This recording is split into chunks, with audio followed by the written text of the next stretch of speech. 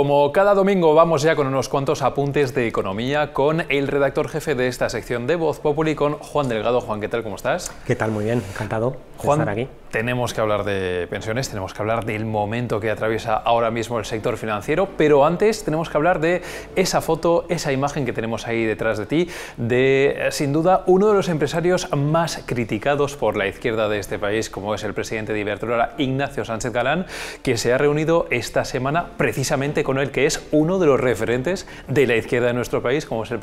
presidente de Brasil, Lula da Silva. Esta foto nos dice muchas cosas y además te ha servido también para esa columna que te leemos este domingo. Bueno, es inevitable al ver esta foto, hacer el paralelismo con otra foto que vimos en enero, que es cuando el presidente Pedro Sánchez se reunió con los principales empresarios y presidentes del IBEX en Davos. En esa imagen, que es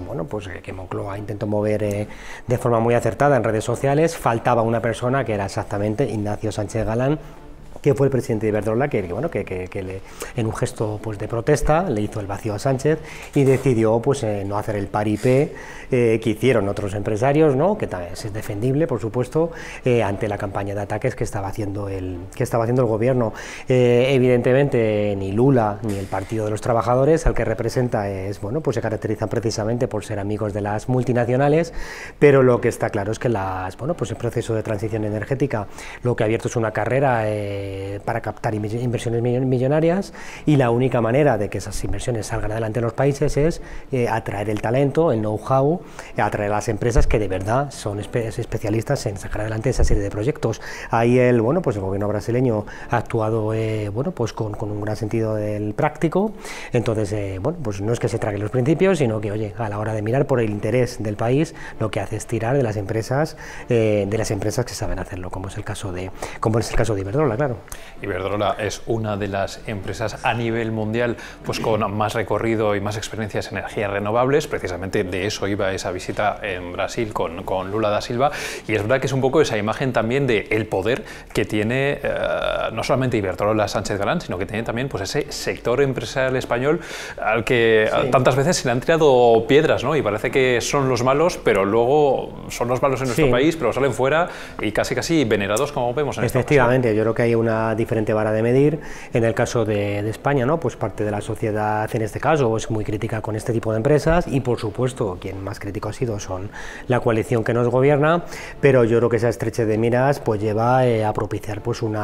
no una huida, pero sí un trasvase de empresas o de inversiones hacia otros países donde esas inversiones son mucho más bienvenidas. El ejemplo más evidente es el de Estados Unidos. Desde hace unos meses el gobierno de Biden puso sobre la mesa un paquete inmenso de ayudas de en torno a 340.000 millones de euros, que es dinero a disposición de las empresas que quieran ir allí a establecer proyectos en energías renovables. Mientras tanto, lo que estamos viendo en Europa y particularmente en España es una tendencia no contraria, pero sí se están poniendo mucho más trabas a la hora de desplegar inversiones. El ejemplo más evidente es de los PERTEs españoles, los grandes proyectos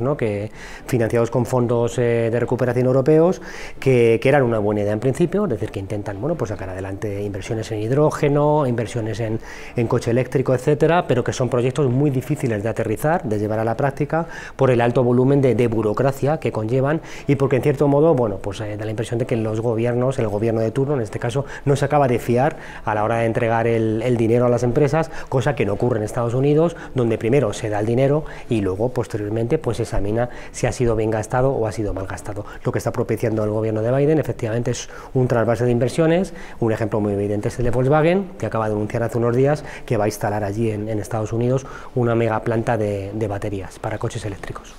Para hacer la transición hacia el siguiente tema, Juan, hay que decir que Sánchez Galán forma parte de esos empresarios que en la izquierda se denominan como los poderosos, esos hombres del puro, que es un lenguaje que ha hecho propio también el Partido Socialista en estos últimos meses, lo hemos escuchado en boca incluso del propio Pedro Sánchez. Un lenguaje acentuado ahora que se van acercando las elecciones y precisamente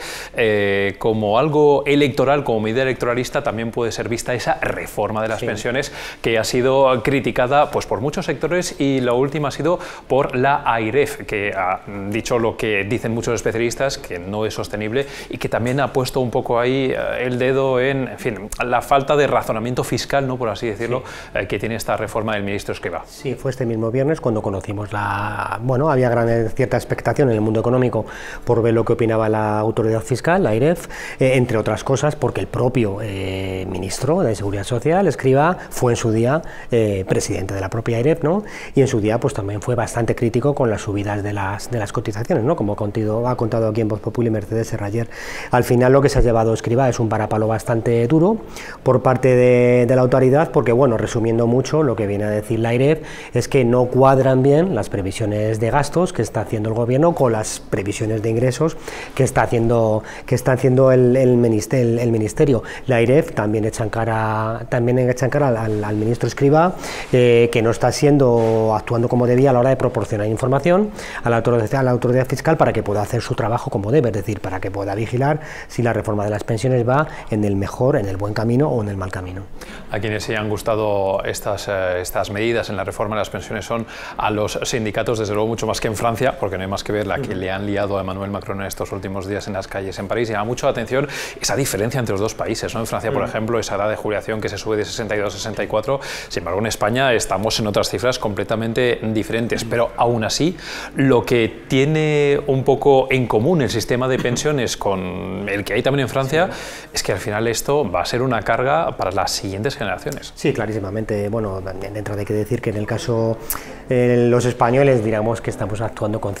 un poquito de mayor responsabilidad a la hora de afrontar un problema tan grave como el de las pensiones en comparación con Francia, pero también hay que decir que, bueno, a diferencia de Francia, nosotros estamos soportando una doble presión que nos exige llevar a cabo una reforma de las pensiones. Por un lado hay una presión a corto plazo, que es la de Bruselas, es decir, que nos está estableciendo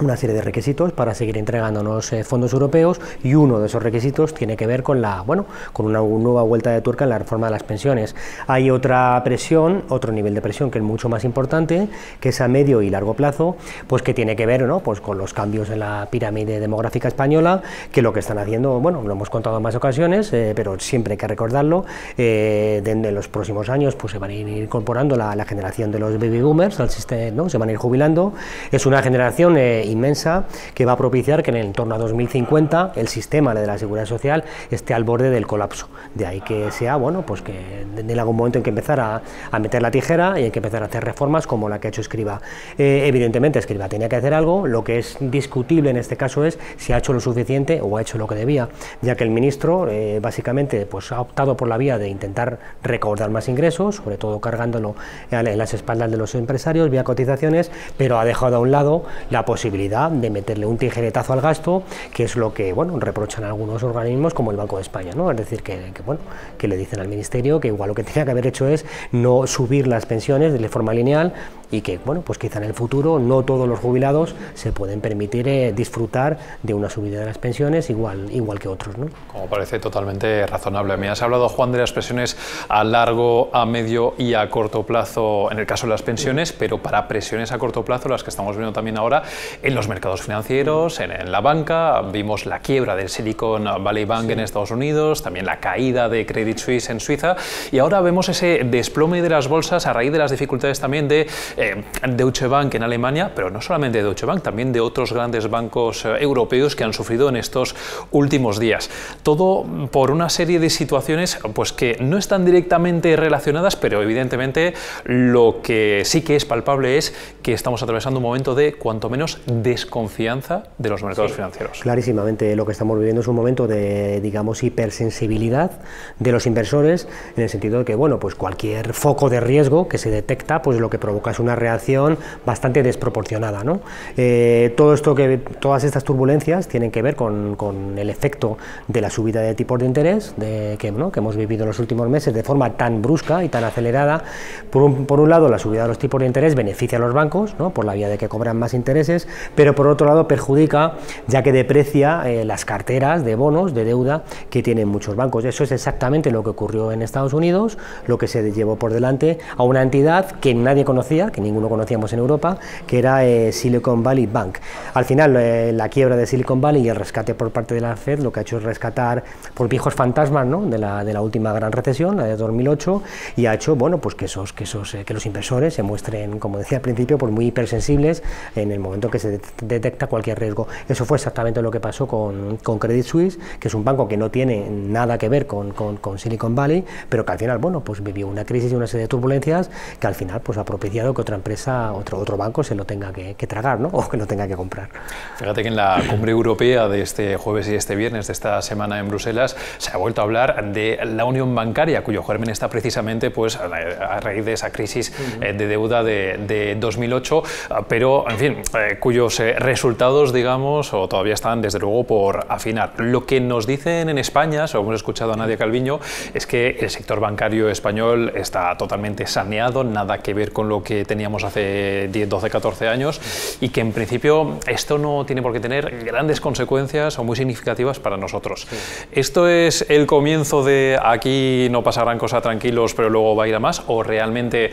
no tiene nada que ver y podemos estar razonablemente tranquilos? En el caso de Estados Unidos, bueno, lo que hizo la FED es intervenir rápidamente para evitar cualquier tipo de contagio y cualquier duda sobre el papel que van a jugar los bancos centrales, pero bueno, inmediatamente vimos el caso de Credit Suisse. Cuando Credit Suisse se ha vendido a otra compañía, a otro banco, hemos vivido esta semana que las turbulencias afectaban a otro banco,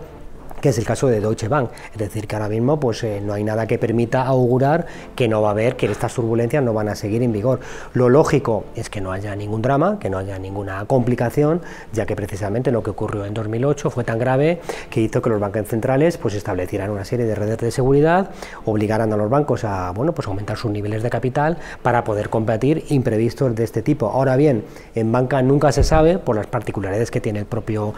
sector bancario, a diferencia de otras empresas,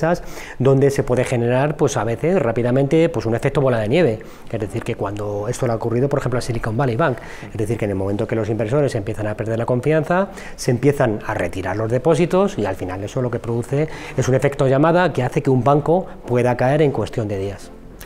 Pues Juan Delgado, redactor jefe de Economía, veremos a ver si este tema todavía da de sí durante muchas semanas, que no será buena noticia, o si se corta bastante de raíz y nos da un respiro. Así que, en cualquier caso, lo seguiremos contando. Lo seguiremos contando aquí en Voz Populi. Juan Delgado, redactor jefe de Economía, muchísimas gracias. Muchas gracias. Y ya lo saben, si quieren leer la columna de Juan Delgado, toda nuestra actualidad, está todo disponible a través de nuestras redes sociales y también en vozpopuli.com.